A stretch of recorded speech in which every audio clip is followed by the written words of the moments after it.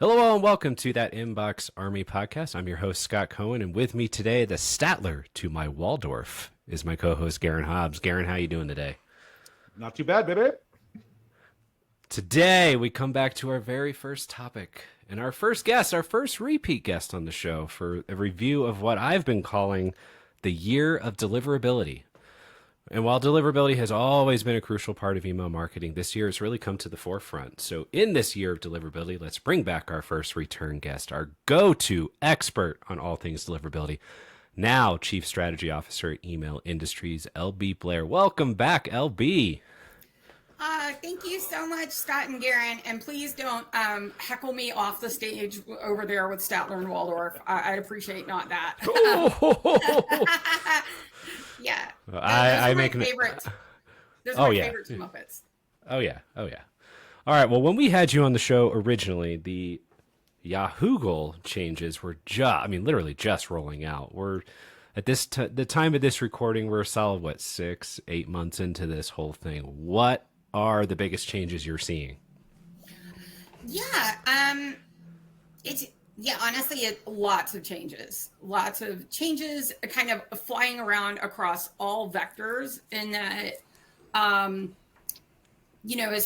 think the biggest thing comes from the fact they decomplicated the spam filter logic around authentication. So it's a lot more like pass fail, whereas in the past, I want to say back in like 2018, 2019, even on up through 2020 and 2021, I saw Google inboxing emails that were failing every single authentication parameter, like sometimes, because they would rely on their intelligence. Well, they would rely on their like superior intelligence there. And I'm not saying they're not still doing that, but I think they've essentially refocused a lot of that onto, I think they've refocused a lot of that onto probably content filtering, because, at first, all the other mailbox providers that came out back in the day, they were a lot more IP focused. Then it got way too easy to get new IPs. So Google comes along and they start a domain-based filtering model. Well, now I think we're having to see an evolution because people have gotten really good at swapping around domains and warming them up. And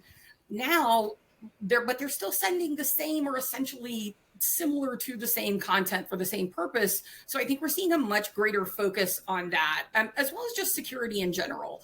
I think is another big one. I've seen Google really clamp down there. I think the other massive change that we've seen is more transparency from Google, actually. A lot more transparency around the spam complaint rate. Because basically what they said early on in one of the first webinars where, Google and Yahoo product managers were present, they said that around the spam filtering, it's really not a change in the filtering logic. It's just them like actually letting us know what the limits are. Like it's really, they haven't changed. Google at least said that they have not changed the logic around there. It's really just being more transparent about that. And here's something, if you're, I will die on this hill. If you send email commercially to consumer recipients, Google is probably 60, 70, 80% of your list, maybe only 45, 50, depends on what verticals you're in. But absolutely go sign up for Google Postmaster Tools, because now they've added a new dashboard. They've added a compliance dashboard that actually gives you a super convenient readout directly from Google telling you whether or not you're compliant and where you're failing compliance. And they've rolled out a new spam dashboard, a spam rate dashboard that is much more granular. It honestly, I'm way too excited about this, but they added another decimal point to the data. So now I can see if somebody has like a 0.12 or a 0.17 complaint rate. I mean, because that's, you need that kind of granularity, because most of the top brands out there, they honestly have much lower complaint rates than one person in 1,000 complaining. Like it's often really low, like 1 in 10,000. And I think just having that little, especially for our super senders, I think this new dashboard is much more usable. And they've actually put like, hey, here's like the threshold, here's the first threshold, the 0.1%, and here's where you are. Here's the 0.3 percent threshold and where you are. And then it's got it, kind of graphed out and shows where you're falling out of compliance. So they're still not giving you those whole feedback loops but No, they probably never will. But no, they absolutely not. Yeah, they absolutely Can't give away the secret sauce. No. But it's kind of like, I mean, Costco just started scanning memberships at the front door now. Yeah. No, I heard about that. I went in 2 weeks ago. I'm like, whoa, they're really clamping down, and it's like Gmail's doing the same thing. They're the American Airlines. Yeah. What I'll say is Google. I heard about that one too. Them cracking down on people boarding early or whatever. Is that what I was reading? You nailed it. Okay. You nailed I was it. reading. Yep. Yeah, I keep up with the news. They've now added public humiliation to their in-flight benefits. Yeah. So. Yay! Fantastic. As someone with an invisible injury, I absolutely hate that. So thank you. No, it's okay. I fly Delta. I'll go on record with that. I'm in Atlanta. I fly Delta. Delta, I love you. Please never Salt abandon Lake, me. Delta. Yeah. I mean, come on. Yeah. Yeah. The big thing I'll say is Google. It's a matter of policy and privacy as far as revealing the individual complainants. And I think alluding to what Garen said, it's not as much about not giving up the secret sauce, or it is a bit about that, in that they have the data. They're the only ones that have the data. So on who the actual complainants are. But I will say, if folks need help, if you're a super sender, if you need help with feedback ID strategy for Google, or if you're an ESP and you need help with that, I've helped numerous ESPs implement that so that their feedback ID header actually does get them more granular information. And that's something I think a lot of people are not taking advantage of. Abhi, I want to take a step back here and kind of unpack something, dive a little bit deeper on a statement you made earlier. Gmail, Google specifically, Gmail, about 70 to 80% of the market in terms of privately owned inboxes. So that totally makes sense. With them being the largest inbox provider by representation, at least here in the States, right? Which of all of these policies have you seen have the biggest impact? Because we certainly have seen echoes beyond just Gmail themselves. They tend to sort of lead the pack, sort of be the standard bearers, so to speak, or the torch bearers. And we're seeing a lot of other folks follow suit. We've seen a lot of changes. Out of all of the changes we've seen this year, which of these do you think have had the biggest impact with regards to intent of the policy to begin with? Ooh. I think it's definitely the move towards no auth, no entry, as like Laura Atkins called it back at the Deliverability Summit. So I think that's a big one, the move toward no auth, no entry. I mean, really just you need to assert who you are as a sender. You need to firmly identify and claim your traffic. And I think that has allowed Google to focus more on content filtering. So I have seen content filtering at Google get really tight. If you're still sending, I have plenty of folks that were sending emails that were majority image. I know we've been saying for years not to do this. But I mean, I always would rely on the inbox placement results and go, hey, as long as inbox placement and open rates say it's fine, it's fine. Right. It's not fine anymore. I can definitely tell you that unless your reputation is just sterling A++ credit at like Google, you're going to have a hard time with that. Because I had plenty of folks that were bopping along, no problems.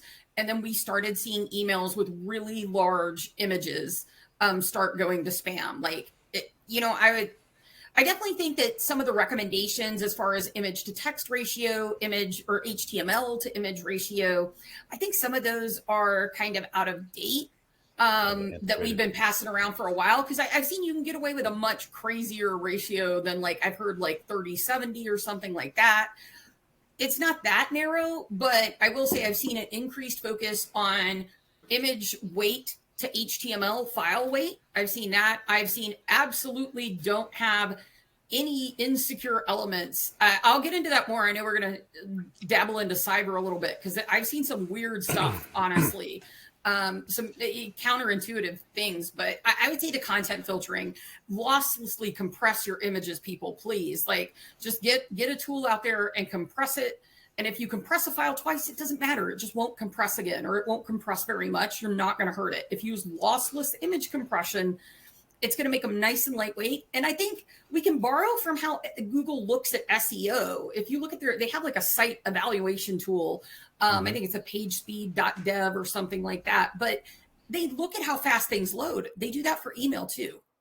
Absolutely. They do. I think they do that for email. So if your images are loading really slowly, you're probably going to have engagement problems, because I think we all know that in the age of TikTok, and who here remembers Vine, that was a thing for 6 seconds, like, several years ago. Periscopes. Yeah. That's a nice, callback. 6 seconds. But as short as attention spans are, if your hero image doesn't load, how long do you think somebody's going to sit there waiting for it to load? And you got to realize most people are going to be mobile first. So it needs to load on all kinds of connections. So one thing I would say is one new thing that I've seen Google doing is not loading images for emails they put in the inbox, like the first time a new sender reaches out to a recipient. They've been putting this banner across the top that's like, we didn't load images because, I'm trying to remember if they say we're suspicious this could be spam, but they put it in your inbox anyway. But there's 2 button options to click. There's a big one that says load images or report as spam. And they're kind of calling out for users when, like, the first time they see from a recipient, or a new sender, sorry, not recipient. The first time a recipient sees a send from a new sender, especially like newer domains, this is or newer content profiles, this is what we're starting to see, is that banner. So, you might expect your spam complaint rate to go up if you're launching any new domains or initiatives or anything like that. It seems like all of the best practices kind of fit together, right? We've been yelling about don't do all image emails for years because alt text has limitations, so you can't deliver a whole email in that, or you have to slice and dice an email. Call back to our accessibility episode with Sarah Gallardo. And the accessibility piece, obviously dark mode scaling down for mobile, right? If you have a lot of content, it just gets really, really small when it scales down. So there's a lot of pieces there, but then we have the content filtering side as well. And I mean, let me ask on content filtering, do spam words still exist? Honestly, I will go against the grain and say yes. I will say yes, they do. However, not... Maybe the weight of consideration given to them is lessened. It depends. I think they're far and few between. It's much more about content fingerprinting. But I actually don't think spammy keywords are dead, especially I would say more at Hotmail. That's where I see that mattering. They really, really don't like all caps. And I will say, Scott, I want to touch back on something you just said. I need everybody to take a second and put your tinfoil hat on.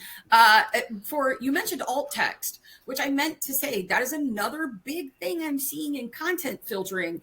Not having alt text on everything but the tracking pixel is a killer. And also, it's a missed opportunity, because even if you have to let's say you're under production deadlines, this is your process, you can't change things overnight with email production, totally understand that.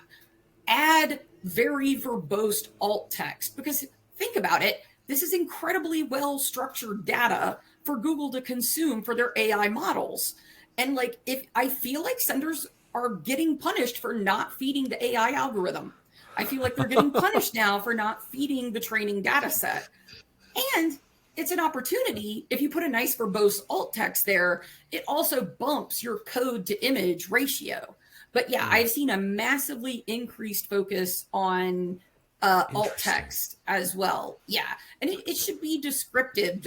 It shouldn't just be logo.png. If it's the logo for InboxArmy, it should be, InboxArmy logo, and then maybe even describe a little bit, it's a green email envelope that says InboxArmy in white text. Like, get a little verbose, and honestly, use AI.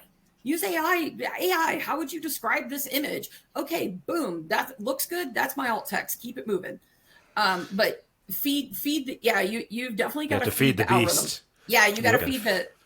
The AI has an all-consuming desire for data and processing power. And I think we're seeing the impacts of that. I think that might be part of why we're seeing some of the squeeze, because Google historically has not bounced a lot of mail. And there are also two other key policy changes that I wanted that are not related to the authentication and sender requirements, but there are two other policy changes they made that we've seen really affecting senders. One of them was at the beginning of the year. A policy Google had on the books for a long time was bouncing emails from senders whose Google workspace account was full. And not just, I mean, all free mail or paid mail. They had a policy of bouncing it, but they weren't actually enforcing it until they started, I think, in January or maybe February of this year. So we've seen an elevation in bounce rates from Google, when historically they bounced very, very little, 0.1%, maybe 0.01%. And then also another policy change that they just made is, actually, I got that backwards. But if your storage is full, that's the one they just rolled out. So a lot of people right now, a few months, just rolled out in the last 2 or 3 months, since the last time we talked, they rolled out the change where if your storage is full, I forgot, the one that they rolled out earlier this year is if you have not logged in to the Google ecosystem on a particular account in 2 years, they actually started enforcing, okay, we're going to reject that mail too and say this account is inactive. That would make sense. Yeah. So we've, and both of those were policies they had on the books, but they just weren't actually enforcing them. And now they've gone, okay, we're actually going to enforce this. So I think, it's the year of enforcing policies you have on the books.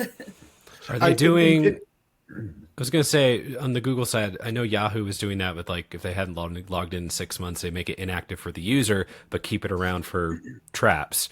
Are we seeing Google doing something similar? I mean, I have to say, it's really hard to not log into the Google ecosystem at all on an account. Yeah. So, I mean, it's not that hard to enforce, because it's in 2 years, even accidentally logging into something, it's pretty hard to do. But I'm curious if we're seeing an uptick, if you're seeing an uptick on the Trap network because of that enforcement. So Google's, as far I do not. I'm sure they're super mum about it, but yeah. Yeah, I will say I have never as far as Google's own Trap network, I would say it's way too good at hiding itself. I can't say I can't even say that it exists for sure. I'm going to assume that it probably does. I'm going to assume it probably does, but I'm just saying Google's own traps. I'll give anybody a crispy Benjamin that can prove to me definitively they found a Google trap. First, one offer only. One offer only right here, folks. Folks. This is going to be how we promote this episode.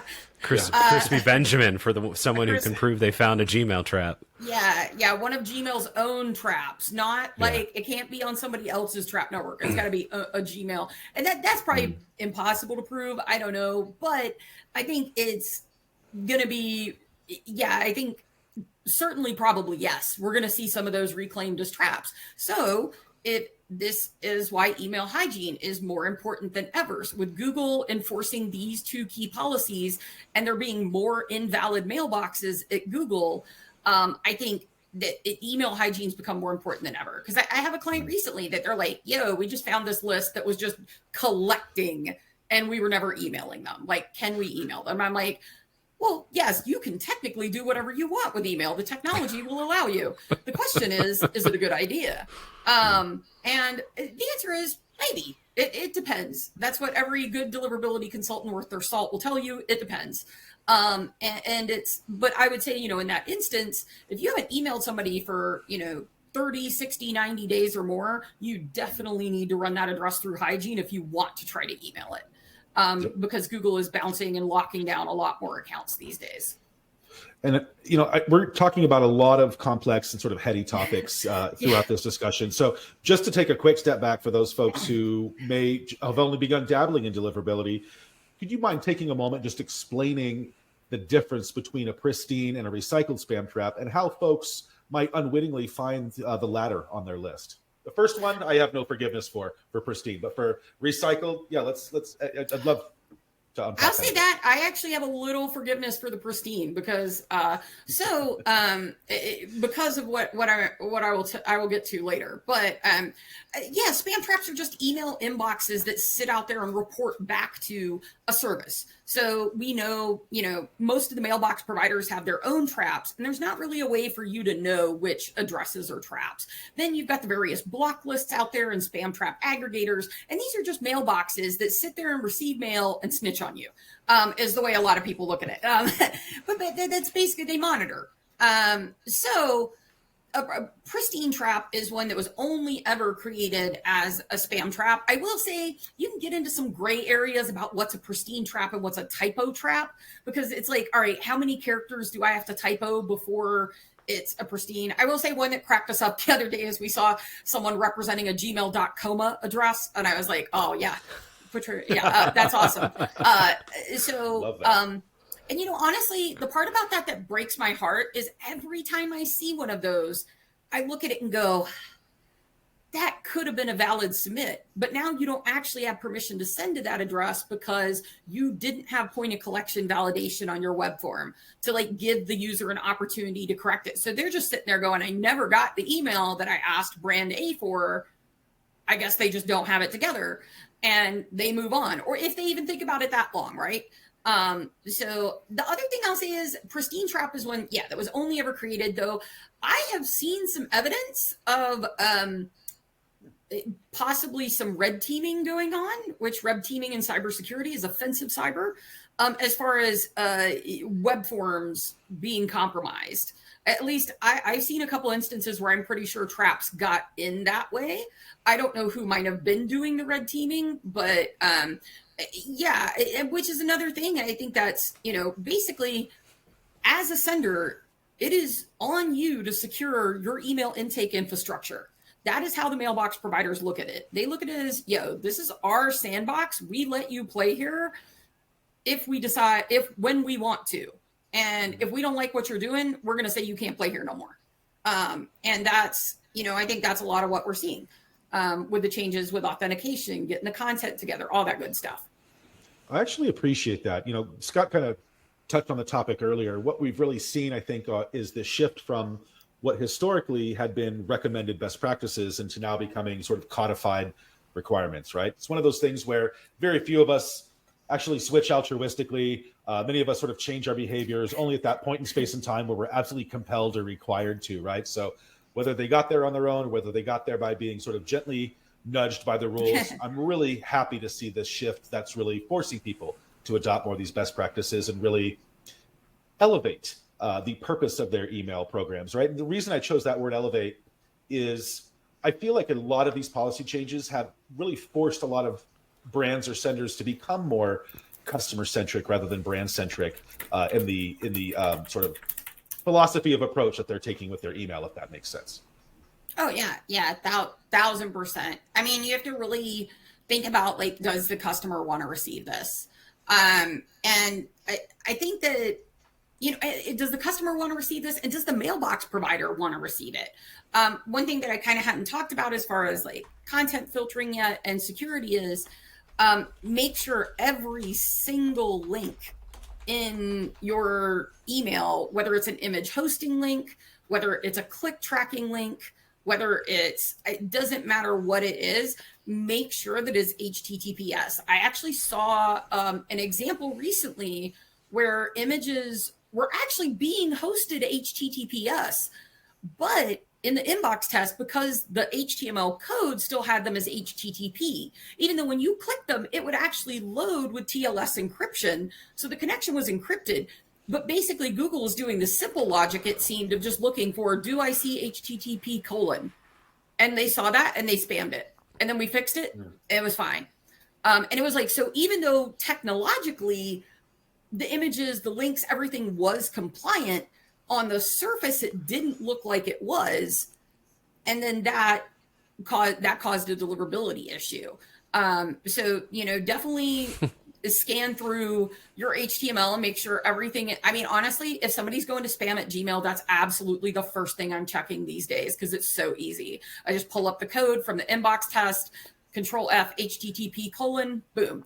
I think that's another really important point is with it maybe verging more into the cybersecurity side of things. I have a background in computer forensics. I've worked with the police software before. And you have to, when you understand how you parse forensically through very large data sets and pull out the meaningful patterns and things, that's why URLs are so important in email, because as far as your hosting and everything, your image links and your clickables, your CTAs, all of that is, if a cybersecurity threat actor is trying to do anything to you, either it's a low sophistication, just social engineering attack. There's nothing to click in the link. They're just trying to get you to talk to them and give up details. They might even just be trying to get a sign of life. But if, one thing, they're going to try to get you to click on something that's malicious. So that's why links get extra scrutiny, but also they're easy to pattern match with regex, which I think regex is probably, I don't know, I would assume Google's probably doing some crazy machine learning thing these days, but I don't know, there's probably a bit of regex still tangled up in it. And having that regular pattern of it's always got to be HTTP : and I know what comes before it, after it, I know it's a single unbroken string. That makes it a lot easier to pattern match. Sorry to be the acronym cop. Regex, please explain. Oh gosh, I promise nobody wants me to. No, I'm just kidding. Not even me. Regex is regular expressions. It's basically, I hesitate to call it a coding language. It's not really. So a lot of times, I'll say this: if you've ever been on somebody's corporate web form, like B2B web form, and you try to sign up with a Gmail address and it says, you can't do that, that's regex, because they're looking for that pattern of @gmail.com. And so call that. Yeah. Guess we'll call that syntax protocol, syntax requirement. Yeah, it's actually, but you can use it like pattern recognition language. Sure, yeah. It honestly, it's awful to work in. It's really because you have to do it as all one big string. You don't it's not like other code where you separate it out into functions to be performant. You have to do it all in one long string, and it's just this progressive series of adjusting it and testing against all it's hideous. Like, if you don't have to regex, don't. But if you understand how the technology works and how spam filters are parsing through these incredibly large data sets, you can start to see where some of this logic comes from. But I'm interpreting this as it's almost like the thing where it's like commas save lives. Let's eat grandma, let's eat comma grandma. Yeah, right. Yeah. Like you literally your entire email can be broken by the lack of an S. Yeah. In a string. Secure. And that's an important S. It stands for secure. Yeah. Well, right. But I'm just saying, like, it's those little things, that QA that becomes so important that a lot of people just want to blast through that you just can't blast through. Well, let's dive into the S here. Yeah. Let's talk about cybersecurity. You've touched on it a bit, but walk us through more of these changes you're seeing on the cybersecurity front that we as email senders and also recipients should be aware of. Yeah, for sure. I will say the number one as recipients right now, if you have a Gmail address, like the vast majority of us do, there is currently an active threat actor that is impersonating Google employees. And this attack is kind of insidious because they're using it to try to get but they're leveraging it across weeks. It's not just like they're trying to talk to you. It's like, first they'll send you an email. Then they'll call you and be like, hey, just calling about that email I sent you a week ago. And like, incredibly kind of sophisticated between the email and almost like the customer service operations of, them calling out and reaching people. And a lot of it is due to the data breaches. Because especially, I feel like we're hearing about another 100 million record data breach every other day. And the thing you got to understand is a lot of cases, the hackers don't have all of that. They don't have that information decrypted or whatever. Like, they have it and it'll be months later. So like United Healthcare finally is just announcing they had I think it was about 100 million records breached. And it was like 8 months ago. But we're only now starting to see threat activity on that data set. Because it takes a little while sometimes for the hackers to decrypt it, work their way through it, all that good kind of stuff. So I would say that's a big one for recipients, ever more vigilant. But I think the changes we've seen in policy as far as going to no auth, no entry, I think that really makes, I think that makes the whole ecosystem more secure. And I think that's why we're seeing it. It's really, the point is to squeeze out these malicious actors, to basically just not make room for them. Kind of like, everybody's going to shudder and remember the pandemic when I say herd immunity, but you know, it's like herd immunity. The ecosystem is only as safe as its weakest link, because a lot of, I mean, 90%, you got, I keep citing this statistic, but it's because it's just crazy to me, but 90% of all hacking attempts begin with an email. Whether it's just social engineering, like, hey, I'm a Nigerian prince, I need help, you know, getting my money or whatever. Those poor legitimate Nigerian princes out there. Yeah, you know, whether it's that, or I've been helping somebody, you know, I helped somebody with a pro bono case recently where cybersecurity, where they'd been sent a malicious document. They run an agency. They were sent, hey, look at my creative. It was an infected PDF that then started wrapping all the links and emails they sent in an abused redirector URL, trying to compromise. So the thing is, you can get you might think, I'm not big, I'm not a target. Who are you working with? Because you can you can end up on a target list just because of a customer that you have that they want to try to crack. And honestly, it's, you know, incredibly complex, but I think this is I think the changes for authentication, the changes on, you know, really narrowing down content and everything. Because one thing, honestly, a lot of, you know, I think we should, you know, I think excessive typos should probably be considered spam words, because scammers actually put typos in on purpose, because they found there's a high degree of correlation between people that don't notice or don't care about the typos and fall for the scams and actually like do the ultimate thing that the scammer wants them to do, which is either give them the money. They think the typos make them look real, right? Yeah. It's, oh, there's a human behind it. It seems to me that may be part of it, but it seems what I'm hearing from LB is it's more of it's a way to filter out those folks who are maybe not paying so much cognitive attention, right? So those folks who don't notice the typos are likely to not sit there and scrutinize the sender name and the links and things of that nature as well. Was it more in that direction? Yeah, that's what I was going to. They basically found that the type of person that's cool with the typos or just doesn't notice them is also more likely to go do the thing. Either click the link, give them the info is mostly like, is the main thing. And I would say it probably does make it look a little more real. And honestly, I think at first it wasn't intentional. I think it was like, this is not my native language and I'm typing in it and I'm probably going to make some typos. But then it became an intentional strategy because they found, this seems to work out for us. But yeah, I think as I think senders, you know, one of the things, and this is something most of you folks out there, your ESP is handling this for you, but you know, Google is, you know, requiring TLS encryption. That's another big one. They're requiring authenticated received chain mail for forwards to authenticate the forwards. I don't think we've seen any big changes on that front yet, as far as folks that aren't supporting ARC. But I would say every ESP I touch, they support it. So it's not been an issue.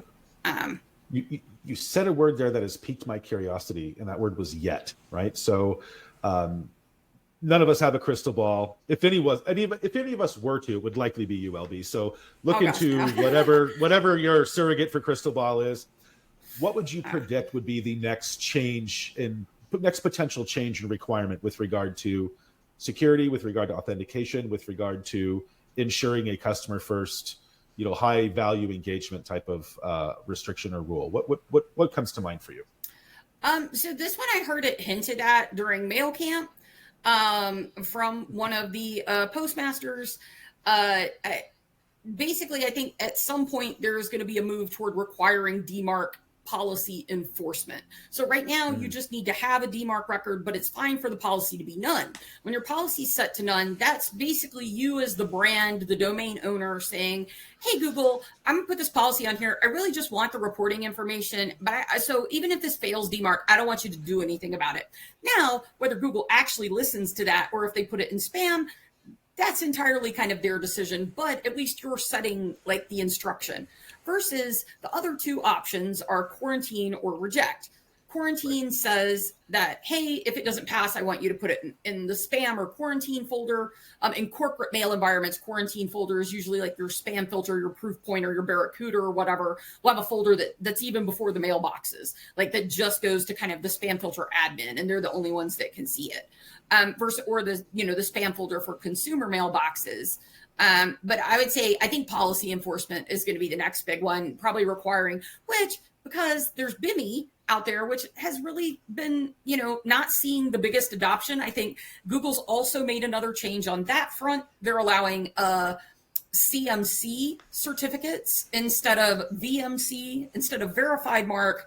I think the C is certified mark, which basically it just means there's a little more leeway as far as the exact logo that you have to have trademarked, because the trademark is what's been holding people up. Because I've heard it's a 12-month or more wait at the U.S. Patent Office, at least. And that's been really holding people up because you need that to get the verified mark certificate, and you need the verified mark certificate for it to work at Google. But now Google's rolling out CMC, which is a bit more permissive. You can't get the blue check mark that says it's verified, but you do get the logo showing up with just the CMC. I think there's more coming out on that because the certificate issuers have to be ready to support that as well. And I know at least one of the two that was doing verified mark I cannot remember which one it is at this point though. But yeah, I think I think brand identity, assert your brand identity, rep your brand identity. Don't send any emails that you would not be proud to see splashed all over the news or social media. If that were to happen, because basically Google, Yahoo, Microsoft, even all of the mailbox providers are saying, if you're going to send mail into our network, you need to firmly identify and claim who you are so that we can filter the mail appropriately. Yeah. Similar with Apple Business Connect, right? I mean, that's reasonably new, but now they're like, some are calling, I think Al Iverson called it, is it the BIMI of Apple? And it kind of is and it kind of isn't. But I mean, the more you can prove it's you and actually you, the better, right? 1,000%. And I mean, we had this in the past. It's similar to like Google business pages, Yahoo business pages. BIMI, I think, is the ultimate answer just because it's portable. It works across the variety of mailbox providers. Ideally, it can work across all of them versus like as a brand, it's a real pain to have to go, okay, I got to set up a Google business page, a Yahoo business page, Apple, it really, BIMI already solves for this problem. I don't really know why we reinvented the wheel there, but I'm going to guess advertising dollars is the answer. So just going to go out on a limb here. It's always dollar bills. Yeah. But I think it's, you have to assert your identity. And I think Google has basically just Google and Yahoo have tried to decomplexify that part of the spam filtering algorithms. Decomplexify, the word of the day. I don't think it's a real word, but I love making up words. It is now. It's a complex word for it's out there. Decomplexify, simplify could have worked too. That's okay. That is probably, you know what? That's a better word. That's a gooder word. Gooder. Yeah. We could probably stay on these topics forever. And I know we're running out of time. So I do want to take a small tangent here. I want to kind of jerk the wheel a little bit to the left and head us down the dark and seedy alley of cold email. Scott and I spent some time at a B2B marketing show. That's a whole other podcast. At a B2B marketing show a couple of weeks ago. And it was stunning, disappointing, but stunning how many people not just want to, but insist on purchasing data and just start cold emailing people, right? I want the soundbite here, LB, especially in the year of deliverability. Why is doing cold email, especially now, just a terrible, no good, very bad idea? I mean, it's too easy to identify. I mean, it's a bad idea, and I can prove it mathematically. Because if you look at the interest, the people selling you the list, they always have the interest of bulking up the list as big as possible because they are, nominally charging you for the volume of contacts you could potentially reach in one way or another. So that means they have the opposite of the incentive to hygiene the list. I literally had a customer back when I was working for a B2B ESP that the conference they had attended offered selling the list. It looked like a great deal. It was tons of addresses, tons and tons. Turns out it was every address they'd ever collected from this 10-year running conference. 50% of them bounced on the first send because B2B email addresses age. That's the other thing is B2B emails. I mean, this was years ago. And I think people since the Great Resignation and, millennials and Gen Z, we love to job hop. I think the turnover rate's probably gotten more, but I know even, 6-10 years ago, it was like 20% of your B2B list is going to go bad just due to turnover, people changing jobs. I think it's probably more now. Why would you buy an asset? 30% or more of it's going to rot away. And I mean, the other thing is you've got to understand the people who I talked earlier about spam trap aggregators. These are people, all they do is manage networks of spam traps. They know where you buy your lists. They know where the people that put your bot list together get their email addresses from. I once found a LinkedIn email I found a LinkedIn page and the email was like published on the page. Like literally I just took one of the addresses and searched it that I thought was a probable trap on a block list and searched it. And it was like the email address is publicly available. That's a bad sign. Most people don't put their email address out there. Like if it sounds too good to be true, it probably is. And that's, really, I would say here's the bigger soundbite. Cold email is not a substitute for building a brand. And if you want to build a brand, that's a long-term activity. That's a long-term business investment. Cold email is always and only inherently ever going to be a short game activity. There's no way you're going to build a sustainable business if you're always, always, always playing the short game. Like you're never going to build something lasting. So, it really comes down to, okay, you're only playing the short game. And if your business is only ever playing the short game, you're not building a brand identity, you're not building loyalty and following among folks. Like at what point where are you fundamentally indistinguishable from a scam? Yeah. It's Groundhog's Day. You puts you in that infinity loop, right? You always end up right back where you started, having to do the same thing over again, over again, over again. And you're better off, like to your point, playing the long game, right? It's one of those things where it's the tortoise and the hare, right? And we all remember who won that race, right? You're building for the long term. Exactly. And it's like, I think the big thing that ties this in with, the Yahoo Google changes and everything is, folks, anybody who's trying, the reason I can prove this mathematically, Google, Yahoo, Hotmail, Microsoft, the spam filters, Barracuda, Proofpoint, Mimecasts of the world, they don't have to make it impossible for you to ever get past their system.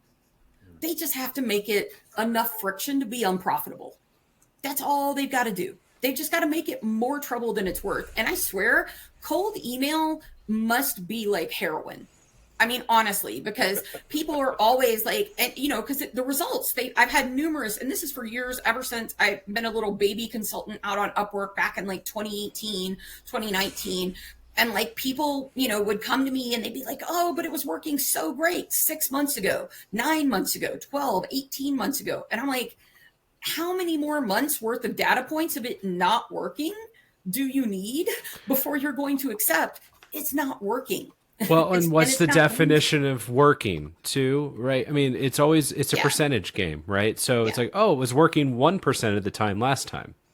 Yeah. And you go, okay, but now it's working 0.5%, but it was still only working 1% of the time.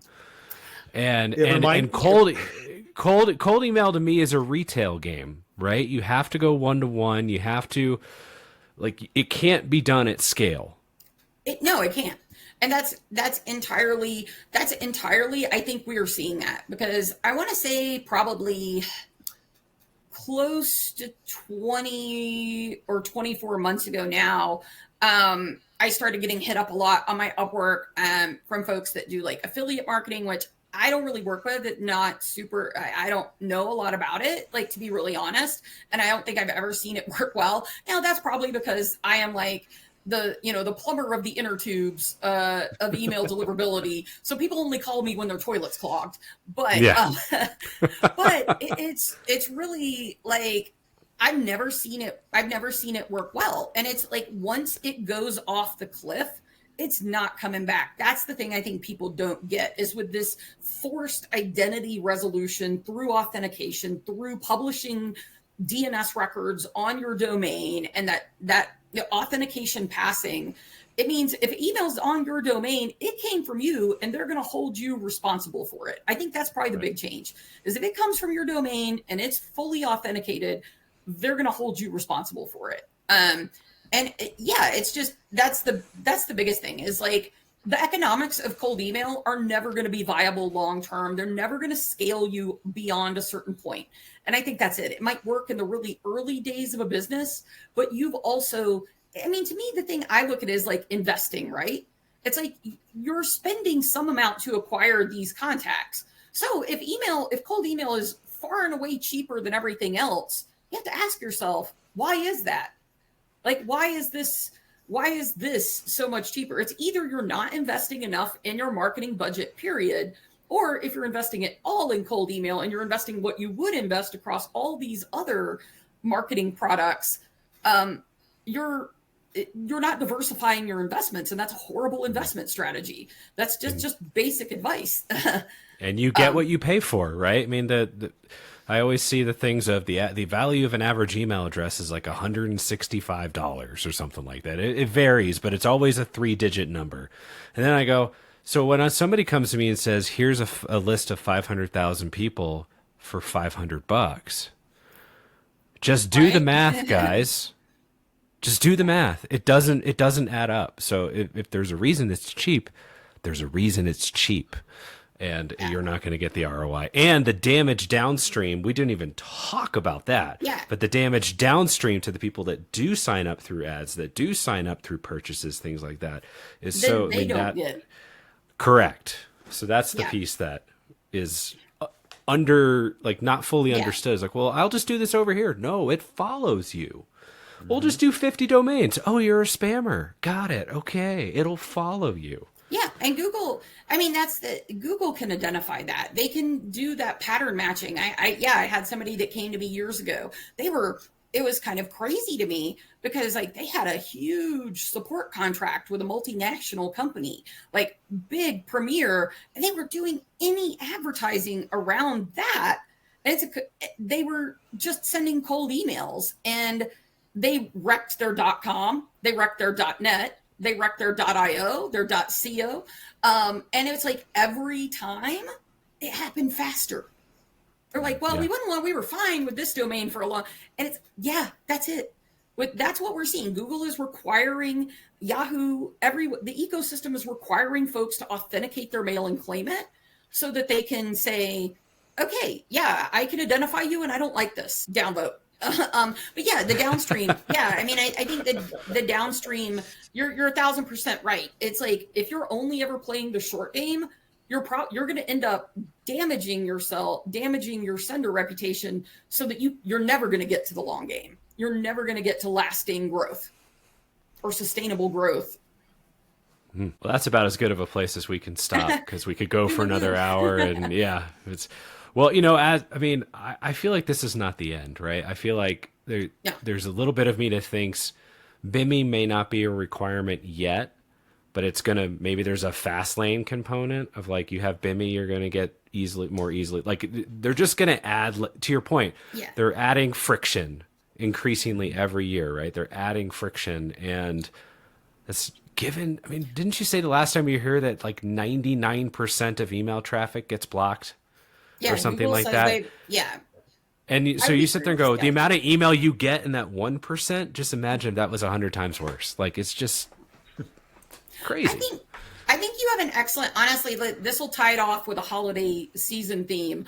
I think you have a really excellent point there about BIMI kind of, I don't think it'll ever be a hard requirement, but it could de facto become required in that it's always a competition for attention. That's all of marketing. And the inbox is no different. So if you think about it, this holiday season, everybody's getting just a deluge of email, a flurry of emails. I got to say deluge down here in Georgia. We don't really get snow flurry. We don't really know what snow is down here, except it means we need to go to the grocery store and buy all the milk and eggs and bread for some reason. Got to make French toast. I don't know. But it's really, you know, no, my brain lost its train of thought. We're going to have to rewind that one. We got lost in milk and eggs. It definitely, I was like, I should probably French eat toast. One. Ooh, French toast. I wonder what Waffle House is doing right now. The Waffle House Index is real, people. The Waffle House Index is real. It's so real. But yeah, I mean, the big thing is, yeah, you've got to do it right. And the walls are, but yeah, what I was going to say is it's de facto going to become a requirement just because there's so much competition for the inbox. And it's like, that's that icon, the blue check mark, that's going to stand out. And you've just got to ask yourself, how much is my Gmail audience worth? Well, the answer is probably 50 to 70% of your email program. So whatever your email program is making the company, which generally for most of my e-coms was about a third of the revenue was attributable to email. I mean, you do that math, it's a lot. Yeah. Yeah. A lot of people selling blue check marks these days. I'm in the wrong business. Yeah, right. I didn't think Google sells it. The Google's not even selling it. You have to buy something. From Elon else. does. Elon. I wasn't gonna drop a. Yeah, I wasn't gonna drop the Elon.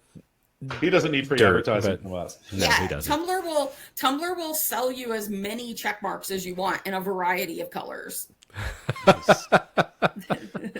Love the well, LB, this has been great. We'll have you back in probably another 6 months or so as this keeps going, because it's gonna, like I said, they keep moving the goalposts, so we're gonna have to keep talking about it, and it is ultimately a good thing, right? It's a pain for the people who aren't doing it right, but for the people that are, it's a good thing. Well, and all of us, I would say, before we were email marketers, we were email users, email recipients. And the big thing that they're trying to do, that 90% of all cyber attacks start with an email statistic. They're trying to squeeze that out. They're trying to make the entire ecosystem safer for all of us.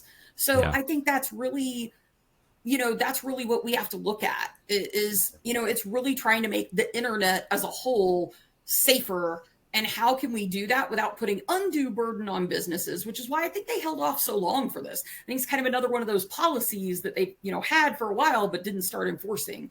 And then they decided to be really transparent and explicit about it. And they've rolled out some new tools. And I think there are even more tools coming, more enhancements to Google Postmaster tools. Shout out to that.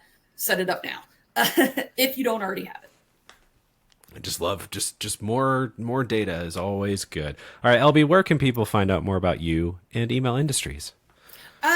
You can check out our website, emailindustries.com. We have all kinds of adorable animals on there, including my favorite, the quokka. You can find me and Email Industries on LinkedIn. Just either search for me. I'm there as Lori Beth Blair, because LinkedIn requires my legal name, but only call me that if you're my mama, and my mama ain't on LinkedIn, so everybody else can call me LB. Just find me there on LinkedIn, and also we got lots of great posts popping, lots of good pro tips regarding the holiday season. Remember, it's going to be really compressed this year. As somebody pointed out to me, Cyber Monday is on the first Monday of December. So the date between that and when it's time, the last available day to ship for e-commerces for guaranteed Christmas delivery, it's going to be a really compressed window this year. So real tight. That's why we're seeing ads in October. Yeah. Well, Awesome. thank you. Yeah, thank you so much for joining us again, LB. Thanks to our listeners and viewers for tuning in. Check us out. InboxArmy.com if you want to learn more about us. Till next time, be safe and be well. Cheers all.